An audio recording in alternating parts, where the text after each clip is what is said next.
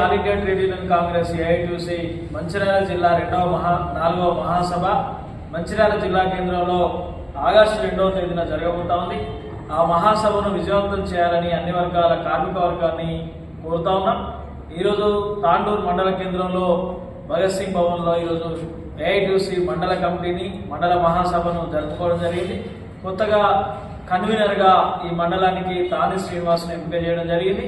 అదేవిధంగా ఈ దేశంలో ఉన్నటువంటి కార్మిక వర్గానికి స్వాతంత్రానికి పూర్వం ఉన్నటువంటి కార్మిక హక్కులన్నింటినీ కూడా కాలరాస్తూ నేడున్నటువంటి కేంద్ర ప్రభుత్వం కార్మిక వర్గానికి హక్కులు లేకుండా చేస్తా ఉన్నది. ఇది దుర్మార్గమైనటువంటి చర్య. ఈ కార్మిక వర్గం మీద గొంతు మీద కత్తిలా వేలాడుతున్నటువంటి 44 కార్మిక చట్టాలని ఏ విధంగానైతే కాలరాశారో ఆ 44 కార్మిక చట్టాలని యథావిధిగా కొనసాగించాలని 4 లేబర్ కోడ్లను రద్దు చేయాలని చెప్పేసి ఏఐటీయూసీగా డిమాండ్ చేస్తా ఉన్నాం.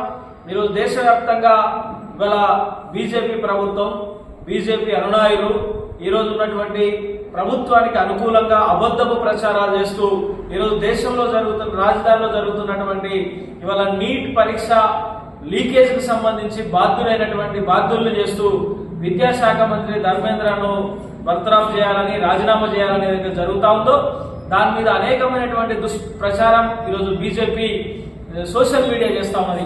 మేము అడుగుతా ఉన్నాం, నిజంగా 2G స్పెక్ట్రమ్ కుంభకోణానికి సంబంధించి ఆనాడు ఐటీ మినిస్టర్గా ఉన్నటువంటి డి రాజాను జైలుకు పంపింది నిజం కాదా? అదేవిధంగా దాని సహాయ మంత్రిగా ఉన్నటువంటి కనిమల్ని జైలుకు పంపింది నిజం కాదా? ఇవాళ మీరు ఎందుకు జబ్బలు జరుచుకుంటా ఉన్నారు?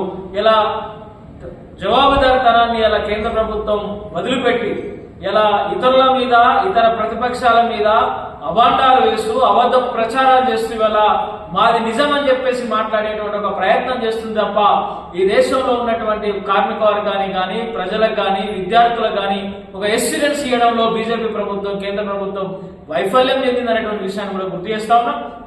ఈరోజు జరుగుతున్నటువంటి ఆందోళనలు తగ్గుముఖం పట్టాలంటే కేంద్ర ప్రభుత్వం చొరవ చూపి వెంటనే ఆ విద్యాశాఖ మంత్రిని వెంటనే రాజీనామా చేపించి నీట్ పరీక్ష కానీ విద్యార్థులకు హామీ ఒక జవాబుదారితనాన్ని ఇవ్వాలని చెప్పేసి కేంద్ర ప్రభుత్వాన్ని డిమాండ్ చేస్తా ఉన్నాం.